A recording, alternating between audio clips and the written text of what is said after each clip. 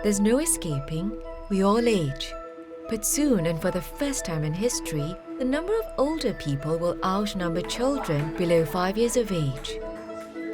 In 2015, 1 in 8 Singaporeans was aged 65 and above. By 2030, it will be 1 in 4.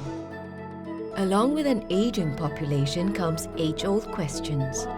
Where do we want to age? What do we value most? Can we age well? Singapore is tackling these head-on.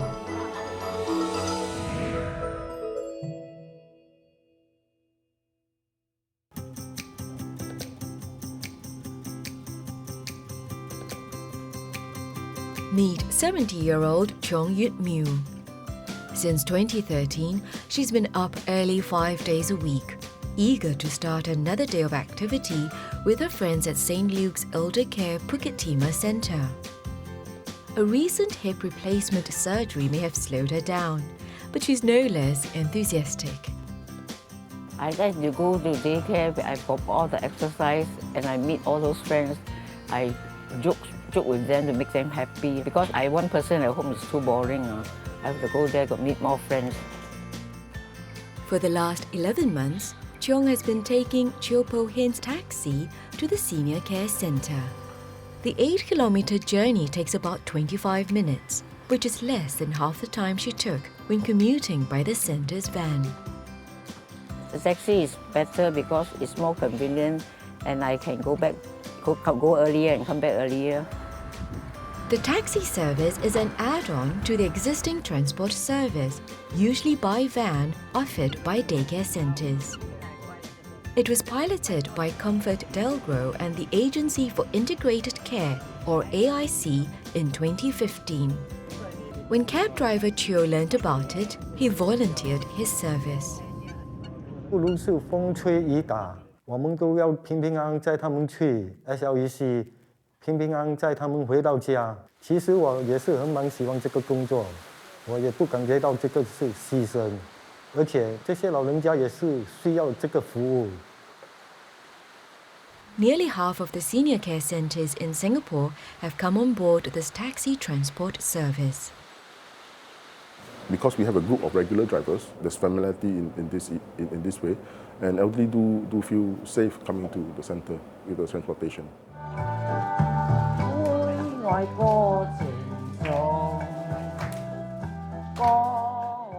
The centre is Chong's second home. Here she's surrounded by friends. Her meals are taken care of and she's engaged in activities she enjoys. Once a week, the widow has physiotherapy for a hip condition. Slowly, facing now, Okay? Good. I can now walk properly myself and they help me, then I'm much stronger now. With the aid of the stick, it's quite okay. At home I can walk like that, walk. It was Chong's daughter, Sabrina Chan, who enrolled her in the Centre for Daycare and Rehabilitation. After means testing, Chong receives about 70% government subsidy. As a result, Sabrina pays a smaller bill, just under 600 Singapore dollars per month for her mother's care needs. This comprises her weekday care service, weekly rehabilitation, and transport by taxi. The subsidy lightened definitely my financial burden and also enable me to ease my mind while I'm working in the daytime. There's someone to take care of her in the day centre, and at least she's not home alone and I won't be fearful if she had a fall or anything. After she comes back from daycare, I noticed that with the social interaction, she always feels very encouraged and happy.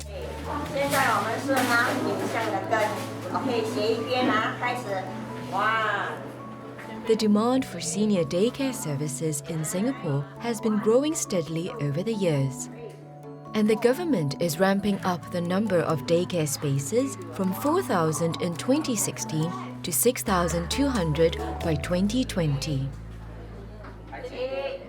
One of the key trends we have observed is increased longevity. What this means is that more people will have some form of care needs as they get older and age. The healthcare system has evolved to care for aging and older population. I think in the past, it was a very hospital-centric system, dealing mainly with acute cases or emergency cases. But hospital care is very fast-paced, very intensive, and there are always limited spaces in the hospitals. So the healthcare system has evolved so that people can receive this care in the home rather than within the confines of a hospital, and this will be more sustainable for an aging population.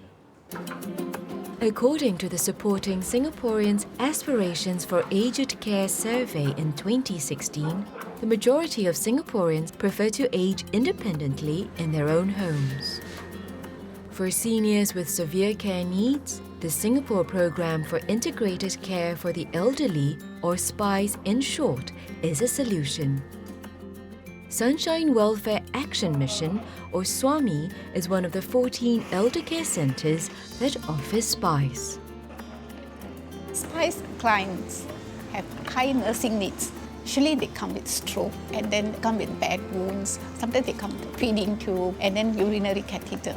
Most of them are all wheelchair bound. They are unable to walk around. Each SPICE client is first assessed by a team, including a physiotherapist and occupational therapist. They then come up with a customized care plan for the patient, who will be assessed every 6 months. They come in sad looking. Once they come in here, we bring social worker, talk to them, we engage them in activities, and eventually we see them very cheerful. They can take part in the activity, they are able to communicate with us. I see them very happy. SPICE clients pay between 410 and 2,500 Singapore dollars each month. The fee depends on the government subsidies they can receive after means testing. This is another care option for those who do not want to stay in nursing homes. I think that what we want to build is a society where people can choose to age at home first and to choose the services that allows them to do so, and to treat institutional care such as nursing homes and not as a first recourse, but as an option of last resort when the care needs of the elderly have reached an extent that it cannot be supported in the home alone. Daycare services offered by centres like St. Luke's Eldercare and SWAMI are a huge relief for caregivers who need to juggle with full-time work. But some families' situations are more complex. What if the senior is housebound or prefers to stay at home?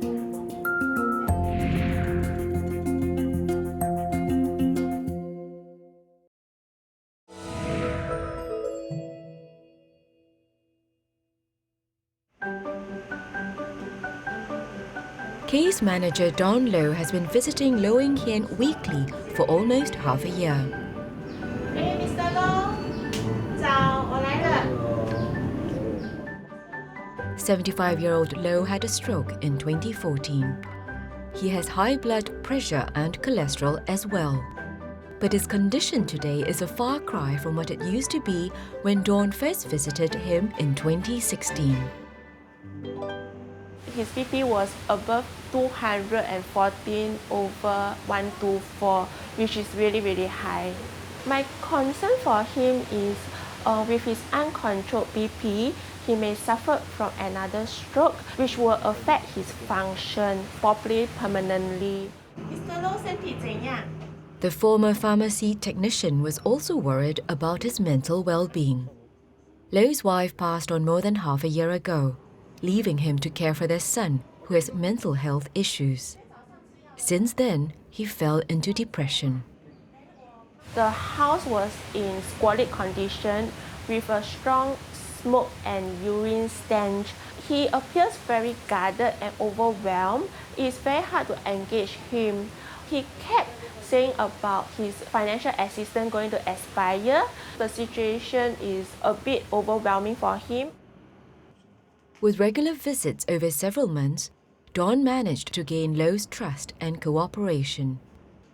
Low now takes his medication daily and keeps his doctor appointments. 治疗比较舒服一点啊，明天比较好。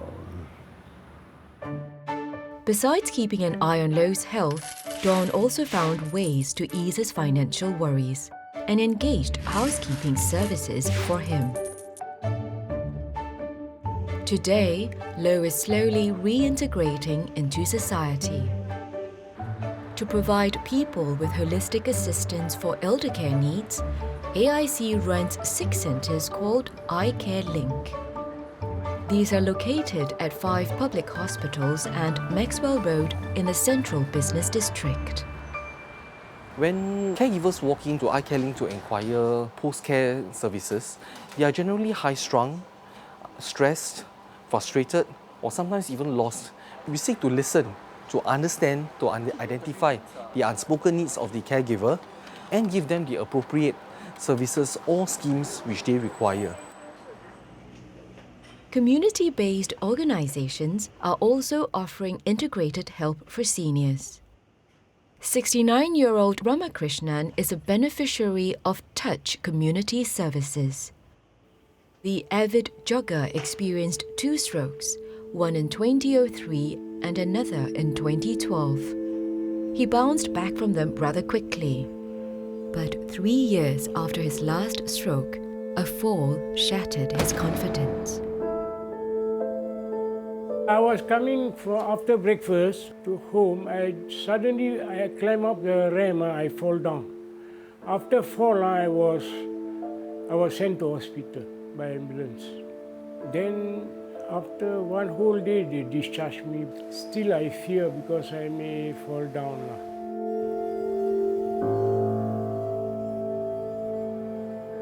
For the past 10 years, Ramakrishnan has been going to the Touch Senior Activity Centre at the block next to his.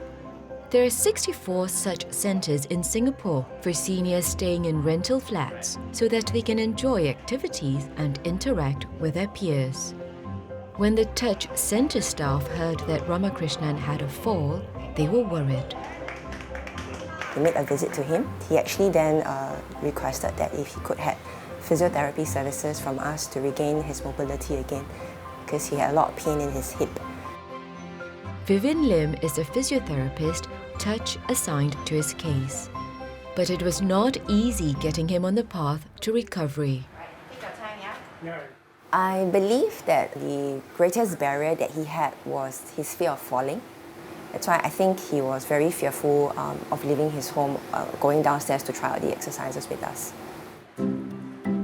It was a grueling 6 months for Ramakrishnan, but he stuck through it with Vivian's encouragement.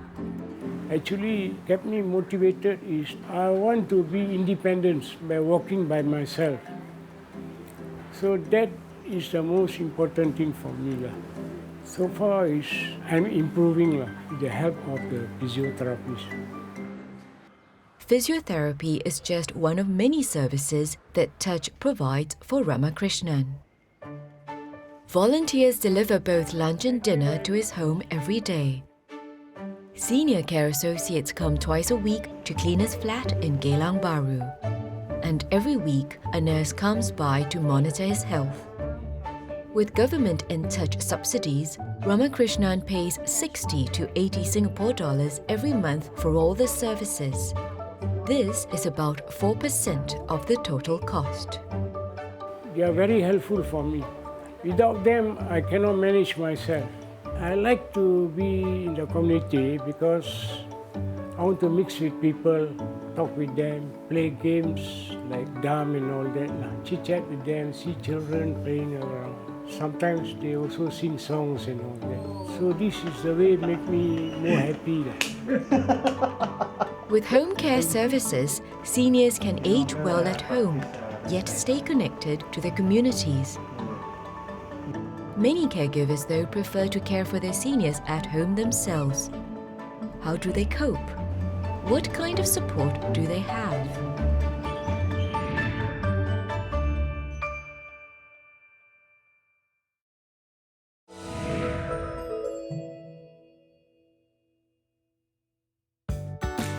In Singapore, Most caregivers spend at least 6 years caring for an aged relative. For some, it could be more than 10 years. The sandwich generation feels the greatest strain. They are working adults who have to care for their aging parents while supporting their own children. 51-year-old Joseph Yap is one such caregiver. He has been caring for his mother since she had a heart attack in 2011. Joseph recalls the year this happened vividly. I was working in an engineering company for about 17 years, and all of a sudden I was laid off. Shortly after I was laid off, my mom had to go for heart surgery, and after that, I still have to bring her back to my house and take care of her. So this kind of things happen to me. It's just, a triple worry to me. I think, oh, how come so many things happen to me at one go? My goodness. As the main breadwinner, he was worried about supporting his family. Yet, as the eldest son, he felt responsible for his 76-year-old mother who used to live on her own. Every month, he spent over 1,000 Singapore dollars on her medication, milk supplements, and diapers. Luckily, my wife supported me. She said, never mind, we change our lifestyle. And we don't eat up that often. And cook at home and spend less so that our expenses will be lower. During the 6 months he was job hunting, Joseph suffered from sleepless nights. But he didn't regret the decision to care for his mother at home. Send her to a nursing home is one option also. But then I think she's more comfortable staying together with somebody she knows. Okay, that's me. In some families, caregiving is a responsibility shared by several family members. 53-year-old Juraya Yatim has been caring for her bed-bound brother as well as a mother with heart problems. In 2011, things took a turn for the worse. Juraya's mom fell and fractured her spine. When my mom just had a fall, I couldn't think of anything. It's just like a blank for a moment and like a lot of negative thoughts in my mind, Oh dear, how am I going to manage this situation?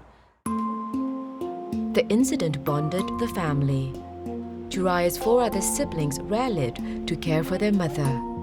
They took turns to accompany her for medical checkups. They also chipped in to hire a domestic helper as their mother and brother were both bedridden and their care needs escalated. Although her mother's condition has since improved, the family kept the domestic helper to ease Juraya's load. My mom always tell us, don't ever send me to the homes because she wants the love from us. She wants the caring for us. She wants us to be there every time with her. So we assure her that we won't send her to homes. Juraya works 12-hour shifts as a clerical officer at Changi Airport. Keeping a job is important as she helps with her family's expenses, which includes the care for both her mother and brother. Juraya used to spend over 1,000 Singapore dollars each month on her mother's needs alone. Even with her siblings' help, Juraya felt financially stretched. Then she found out there is financial assistance available for seniors and caregivers. She was relieved that her mother was eligible for several government grants. For those who pass the means test, the Seniors Mobility and Enabling Fund can provide subsidies for buying assistive devices. Juraya tapped on the fund to buy a wheelchair, walking stick, and pressure relief cushion. It helps us a lot. These things are for her and it's very comfortable, very useful for her daily use. Still, there's no substitute for human touch. Some Singaporeans hire foreign domestic workers to support them with caregiving. Joseph and Juraya receive a monthly foreign domestic worker grant of 120 Singapore dollars. This is for households that care for elderly family members who are unable to perform 3 or more activities of daily living. These are eating, dressing, toileting, bathing, walking, and transferring from bed to chair. There's yet another initiative that helps caregivers of seniors. When Joseph's mother moved in, his foreign domestic worker, Ivy Villanueva, was at a loss. I don't know how is the proper carry hair to transfer. Then I'm scared also if I drop hair. Then I also difficult for me to do the injection, the insulin, because I'm scared with the needle because this is my first time. Joseph sent Ivy for caregiver training courses every year. With a yearly $200 caregivers training grant, he only had to co-pay 10 Singapore dollars for each course. No pull up like that. Come up together. Stand up together. 1, 2, 3. Yes. This is one of the several courses Ivy attended. There are currently more than 200 caregiver training courses available. These are conducted in a classroom setting, online, or at the home. Caregiver training is important because it helps out in giving the right proper skill set to the caregiver, be it the mates or the family members, to perform the right techniques. That will reduce a lot of stress, a lot of mental or physical distress and frustrations. These days, Joseph feels more assured that his mother is well cared for when he's out working. When Ivy is off duty, he treasures special moments with his mother. I can share happiness and sadness together with her. I can see her, I can feed her, I can administer her medication. So this kind of bonding I will not be able to get when I send her to nursing home. Jariah feels the community care services and support benefit not just the caregivers. My mom has been much more healthy and more looking forward positively because we have these providers and all these facilities that was given to her. So she's getting healthy, she's getting happier, and she's no worries for her getting the old age.